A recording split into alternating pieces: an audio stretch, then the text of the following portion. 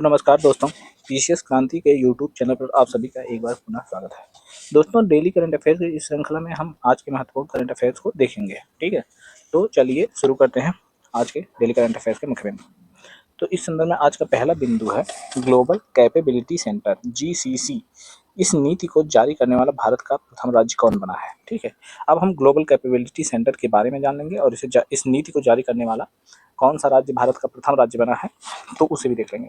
दोस्तों, मध्य प्रदेश सरकार, इसके सीएम डॉक्टर मोहन यादव ने इस नीति को लॉन्च किया। इस तरीके से ग्लोबल कैपेबिलिटी सेंटर नीति जारी करने वाला मध्य प्रदेश भारत का प्रथम राज्य बन गया। ठीक है, तो ग्लोबल कैपेबिलिटी सेंटर का उद्देश्य क्या है, यानी इस नीति को जारी करने का उद्देश्य क्या है, लॉन्च करने का उद्देश्य क्या है। तो जो मल्टीनेशनल कंपनियां होती हैं, यानी ऐसी कंपनियां जिनकी शाखा एक से अधिक देशों में होती है, उसे मल्टीनेशनल कंपनी कहते हैं। ठीक है, तो ऐसी कंपनियों को आकर्षित कर डिजिटल व तकनीकी हब बनाना। ठीक है, मध्य प्रदेश में इन्वेस्टमेंट, FDI इत्यादि को बढ़ाने के लिए, इन्वेस्टमेंट को बढ़ावा देने के लिए मल्टीनेशनल कंपनी को आकर्षित कर डिजिटल तकनीकी हब बनाने के लिए मध्य प्रदेश सरकार ने ग्लोबल कैपेबिलिटी सेंटर GCC की नीति लॉन्च करी है। ठीक है दोस्तों, अब देख लेते हैं कि ग्लोबल कैपेबिलिटी सेंटर होता क्या है।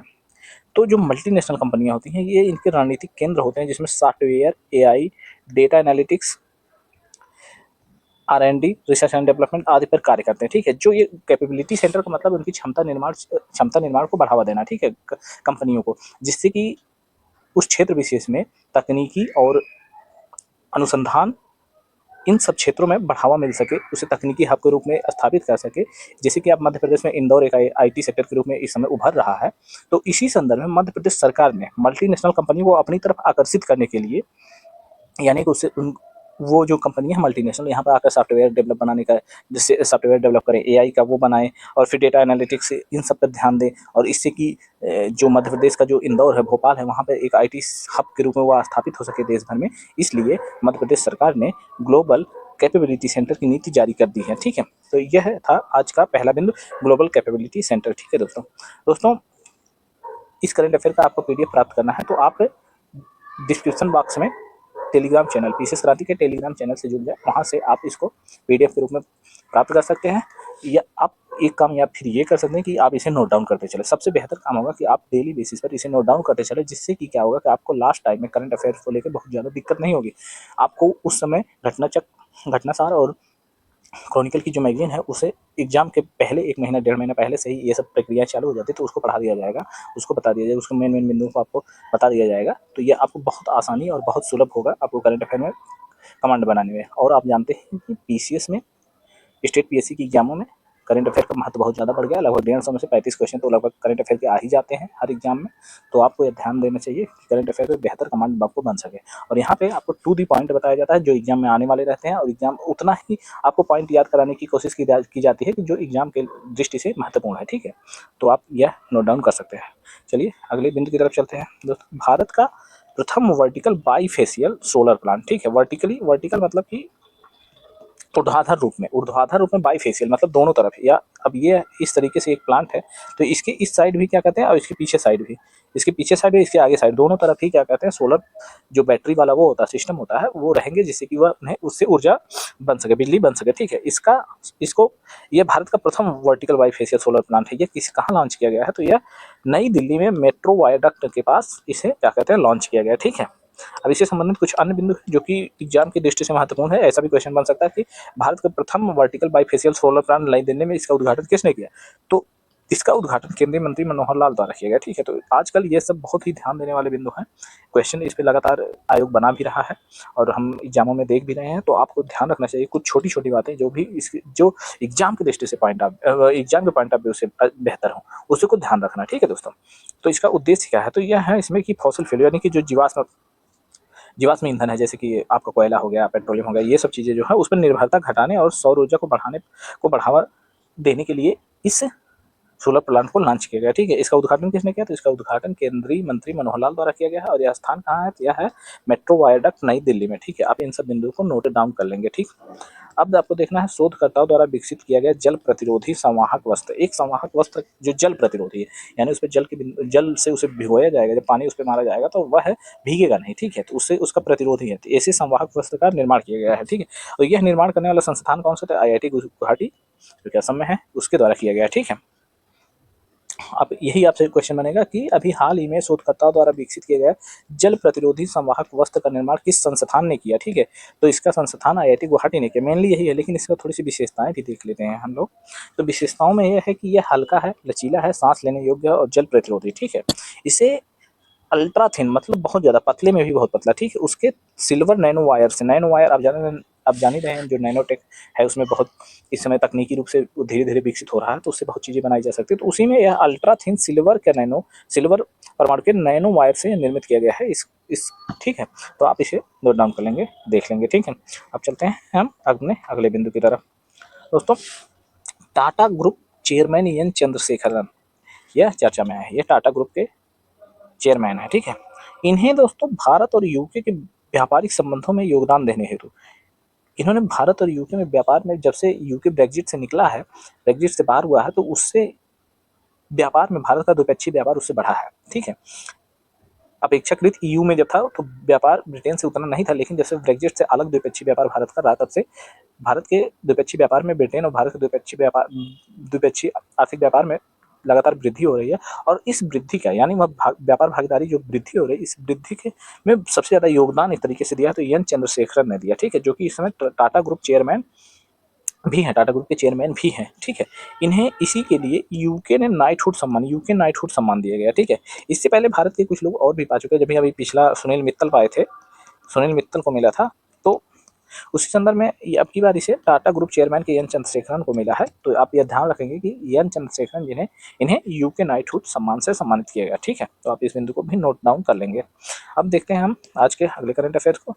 तो वेस्ट रिसाइकलिंग और जलवायु परिवर्तन सम्मेलन 2025।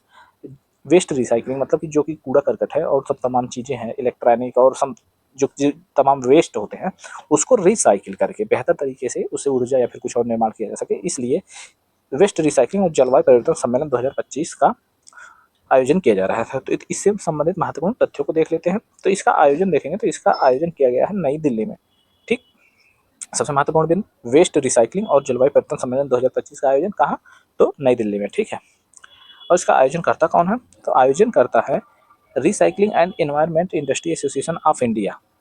उसके द्वारा वेस्ट रिसाइकलिंग और जलवायु परिवर्तन सम्मेलन 2025 का आयोजन किया गया। ठीक है, आप ये दोनों बिंदु ही ध्यान रखेंगे।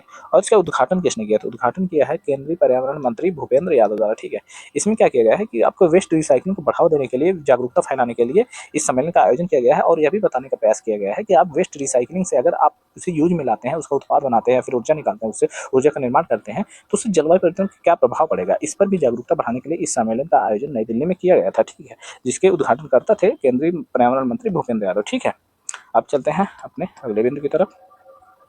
दोस्तों, क्षेत्रीय भाषाओं में भी विधानसभा की कार्रवाई करने वाला प्रथम राज्य। अभी क्षेत्रीय भाषाओं में विधानसभा द्वारा उनकी कार्रवाई को लाइव करने हेतु भारत का प्रथम राज्य उत्तर प्रदेश बन गया है। उत्तर प्रदेश विधानसभा क्षेत्रीय भाषाओं में भी विधानसभा की कार्रवाई करने वाला प्रथम राज्य बन गया। ठीक है, इसमें क्या किया गया कि यूपी विधानसभा की कार्रवाई अब हिंदी के साथ साथ ही अवधी, ब्रज, भोजपुरी, बुंदेली और अंग्रेजी में भी होगी। ठीक है, इसकी शुरुआत बजट 2025 से होगी। तो आप इस संदर्भ में आप जान लेंगे कि क्षेत्रीय भाषाओं में भी विधानसभा की कार्रवाई करने वाला प्रथम राज्य कौन बन गया, तो उत्तर प्रदेश विधानसभा बन गया। ठीक है, तो आप इस बिंदु को नोट डाउन कर लेंगे। अब देख लेते हैं अगला बिंदु, ग्रोक 3।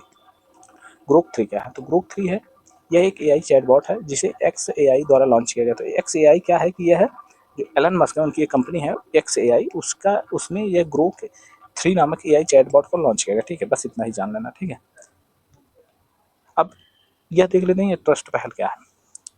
दोस्तों, भारत और USA ने लिथियम और दुर्लभ पृथ्वी तत्वों सहित महत्वपूर्ण खनिजों की वसूली और प्रसंस्करण में सहयोग के लिए एक द्विपक्षीय पहल ट्रस्ट है, जिसका नाम है रणनीतिक प्रौद्योगिकी का उपयोग करते हुए संबंधों में परिवर्तन पहल। ठीक है, ट्रस्ट यानी transforming relationship utilising strategic technology initiative. इसकी शुरुआत किसने करी है, भारत और USA ने। ठीक है, इसमें लिथियम और अन्य दुर्लभ पृथ्वी तत्वों सहित महत्वपूर्ण खनिजों की वसूली और प्रसंस्करण में सहयोग करने के लिए तो ट्रस्ट पहल का इनिशिएटिव, ट्रस्ट पहल जो है, इस इनिशिएटिव को कौन दो देशों के बीच लॉन्च किया गया है, तो भारत और USA द्वारा। इसमें क्या उद्देश्य क्या है, तो इसका उद्देश्य यह है कि जो दुर्लभ मृदा तत्व हैं उनका प्रसंस्करण, अन्वेषण इत्यादि हेतु मिलकर उस पर अनुसंधान को बढ़ावा देने हेतु मिलकर कार्य करने हेतु यह ट्रस्ट पहल का लॉन्च किया गया है भारत और यूएसए द्वारा। तो ट्रस्ट क्या है? ट्रस्ट क्या है? इसका फुल फॉर्म है transforming relationship utilising strategic technology initiative. ठीक है, आप इस बिंदु को भी ध्यान देंगे और नोट डाउन कर लेंगे। ठीक है दोस्तों, अब संबंधित प्रश्न की दूसरी श्रृंखला में देख लेते हैं प्रश्नों को। दोस्तों इस संदर्भ में आज का पहला प्रश्न है, हाल ही में विश्व यात्रा और पर्यटन महोत्सव 2025 का आयोजन कहाँ किया गया? ठीक है, आप जैसे कि आप देखेंगे 2-3 दिन पहले करंट अफेयर न्यूज में था, जिसे बीसीएस क्रांति द्वारा अपने करंट अफेयर में शामिल भी किया गया था। तो आप वहाँ से इस आंसर को देख सकते हैं। तो दोस्तों इसका आंसर है बी, नई दिल्ली। बी सी बी वाला आंसर इसका सही नई दिल्ली में हुआ है, विश्व यात्रा और पर्यटन महोत्सव 2025। ठीक है, अब चलते हैं अपने दूसरे क्वेश्चन की तरफ। दोस्तों आप इसका कमेंट इसका आंसर कमेंट बॉक्स में देंगे, वहाँ से आपको कल आपको इसका सॉल्यूशन भी दिया जाएगा। तो आप ये पहले कमेंट बॉक्स में पिन करके इसका आंसर दें। ठीक है दोस्तों, हाल ही में किस देश के अमीर शेख तमीम बिन हमद अल थानी भारत की राजकीय यात्रा पर आए हैं? कौन से अमीर, कहाँ के, किस देश के अमीर है? शेख तमीम बिन हमद अल थानी। ठीक है, ये किस देश से संबंधित है इसे आपको बताना है। इसका ऑप्शन ए है यूएई, ऑप्शन बी है कतर, ऑप्शन सी है ओमान, ऑप्शन डी है कुवैत। तो आप इसे बताएंगे। ठीक है दोस्तों, आप कमेंट बॉक्स में पिन कर देंगे। दोस्तों आपको यदि यह करंट अफेयर की श्रृंखला बेहतर लगे तो आप इसे लाइक, शेयर और सब्सक्राइब करते रहें। ठीक है, जिससे कि हम इसमें और बेहतर तरीके से, इनोवेटिव तरीके से इस कंटेंट को और इम्प्रूव कर सके। ठीक है, आप सभी का धन्यवाद आज के करंट अफेयर में जुड़ने के लिए। ठीक है, इसके बाद फिर लेके आएंगे हम कल के करंट अफेयर को, तब तक के लिए धन्यवाद।